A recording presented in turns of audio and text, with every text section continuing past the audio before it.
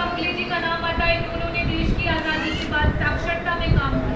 महात्मा गांधी जी का नाम आता है, बहुत सारे लोगों का नाम आता है। अरे जरा मुझे ये बताइए कि जब ये सब लड़ाइयाँ चल रही थी, क्या हम देश में नहीं थे? हाँ, थे कि नहीं थे? हम नहीं लड़े? देश को नहीं आजादी दिलाई है? एक स्वर में बताइए, दिलाई है कि नहीं दिलाई है? दिलाई है। आपका नाम कहीं किसी किताब में है? नहीं है। कहीं पे भी आपका नाम लिया जाता है? नहीं। आप सबसे पहले शूरवीर थे जिन्होंने मुगलों से लड़ाई की। आप इतिहास जब ढूंढेंगे और ढूंढ के थक जाएंगे, तब जाकर के मिलेगा कि जब ब्रिटिशर्स आपके ऊपर हावी हुए थे, उस समय कानपुर की धरती में खटिकों ने ब्रिटिशर्स के इस तरीके से छक्के छुड़ाए थे कि उनके खानदान खत्म कर दिए थे। उस समय की बात है। आपने इस तरीके की लड़ाई लड़ी, इस तरीके से ब्रिटिशर्स के खिलाफ लड़ाई लड़ी कि ब्रिटिशर्स ने सबको छोड़ करके सिर्फ खटिकों के खिलाफ लड़ाई लड़ी, और आपको गुंडा बना करके, आपको ना जाने क्या क्या एक्ट लगा करके आपको वो कहां से एससी समाज में लेकर के आ गए और एससी समाज में फेंक दिया। तो आपको अपना इतिहास खुद से जानना पड़ेगा और अपने इतिहास पे आपको स्वयं से गर्व करना पड़ेगा। कहते हैं ना कि जब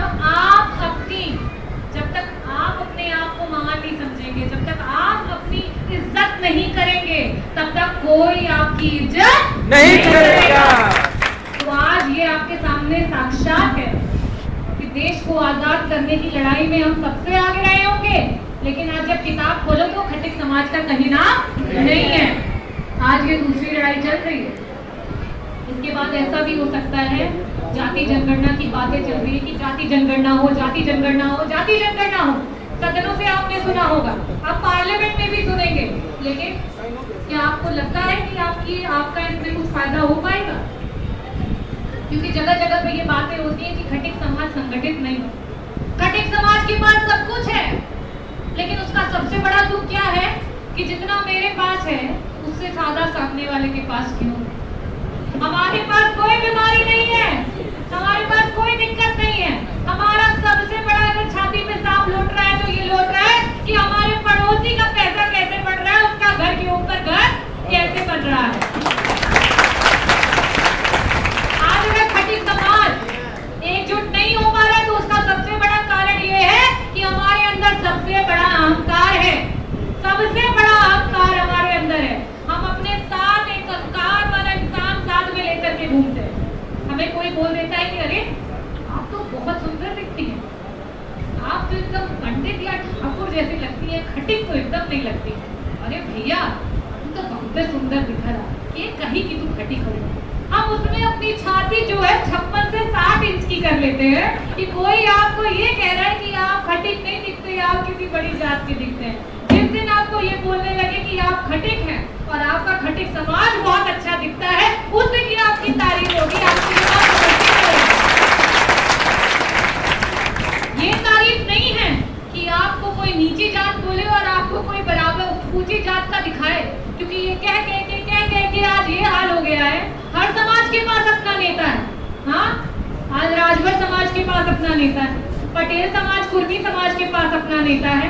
आप जिस समाज में चली जाइए, जरा अदर बैकवर्ड हो, आपके सामने अभी उन्होंने उदाहरण दिया कि एक टीचर बन करके आज एक इतनी बड़ी पार्टी और इतना बड़ा कि रक्षा मंत्री देश के बने।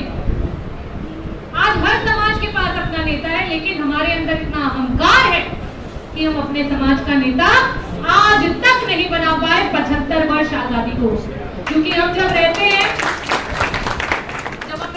उठ के बैठते हैं तो बड़ी बिरादरियों के साथ, और बड़ी बिरादरियां कहती है अरे ये तुहार नेता बनी, ये तुहार नेता बनी, अरे ऐसे बढ़िया नेता तो तू हुआ, तू का इनके नेता मानत हुआ। हम सब अपने आप को इतना बड़ा बड़ा नेता बना लिए हैं कि आज राजनीतिक भागीदारी में आप शून्य हो चुके हैं। शून्य कि आज अगर हम 2024 की बात करें तो चाहे वो कोई भी पार्टी हो, कहीं से आपको टिकट नहीं मिली और दूसरी जगह से मिली तो इस अवस्था में मिली कि आप एक भी सीट जीत करके नहीं पहुंच पाए हैं। तो आपको अपनी चीजों को समझना पड़ेगा और एकत्रित संगठित होना पड़ेगा। आप भले किसी पार्टी से सभासदी का चुनाव लड़े, किसी पार्टी से आप विधायक हो, सांसद हो, मंत्री हो, लेकिन पूरे देश में अगर खटिक समाज का कार्यक्रम होता है तो आपका झंडा सिर्फ खटिक समाज का झंडा होना चाहिए और कोई झंडा नहीं होना चाहिए।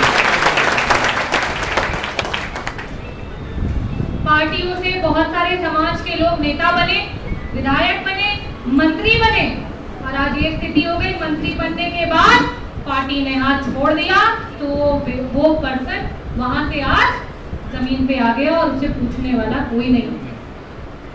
उन्होंने क्या किया और आज क्या चल रहा है, उन स्थितियों परिस्थितियों को आपको समझना पड़ेगा। जो आपके समाज के लिए लड़े, जो आपके साथ खड़ा रहे, उसे आपको प्रतिनिधित्व करने का अवसर देना पड़ेगा और एक साथ देना पड़ेगा, एक झंडे के तले देना पड़ेगा। मुझे कष्ट होता है बताते हुए, अभी 2024 का चुनाव चल रहा था, मैं भी एक पार्टी से आती हूँ, तो मैंने भी अपने पार्टी में अपनी बातों को रखा, तो अपने ही कुछ उसी पार्टी के लोग ये कहते हैं कि अरे अपने समाज में तो कोई पैसे से समृद्धि ही नहीं है कि चुनाव लड़े, इसीलिए टिकट नहीं होगा। मुझे नहीं पता इसमें कितना सच है कितना झूठ है, पर मेरा ये मानना है कि अगर मिर्जापुर का फाउंडेशन इतने लोगों को बुला सकता है, इतने लोग अपना बहुमूल्य समय निकाल करके यहाँ आ सकते हैं, अपने बच्चों के लिए आ सकते हैं, अपने समाज के लिए आ सकते हैं, तो हर जनपद में आ सकते हैं, पूरे पूर्वांचल में आ सकते हैं, पूरे उत्तर प्रदेश में आ सकते हैं, पूरे देश में आ सकते हैं। और जब इतने लोग आते हैं तो आपके जो लोग सक्षम हैं और आपको उन पे भरोसा है कि आपकी बात को, चाहे वो किसी भी पार्टी से हो, और बेहिचक उठाएंगे, ये सोचते हुए कि हम मुझे समाज के लिए मैं नेता बना हूं, किसी पार्टी के लिए और किसी का अधीन होकर के नहीं बना हूं, तो वो व्यक्ति जब आगे जाएगा और आपके इन फाउंडेशन के द्वारा जाएगा, तो मैं आपको आश्वस्त करती हूँ अपने समाज की भागीदारी मिलेगी और आपको भी इस देश में और प्रदेश में आपकी इज्जत की जगह होगी।